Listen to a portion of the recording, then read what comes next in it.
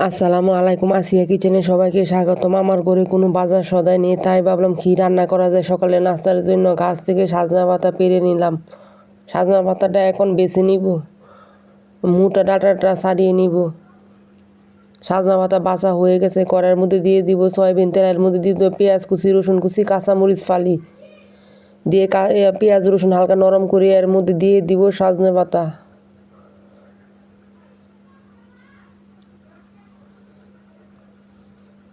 সজনে পাতা দিয়ে নাড়াচাড়া করে নিব। সজনে পাতাটা টালা টালা করব। সজনে পাতাটা মচমচ হয়ে গেলে চুলা থেকে নামিয়ে নিব। সজনে পাতা ভাজি হয়ে গেছে। গরম ভাতের সাথে গরম সজনে পাতা ভাজি খেতে অসাধারণ লাগে। সজনে পাতা ভাজিটা খেতে অনেক স্বাদ হয়েছে।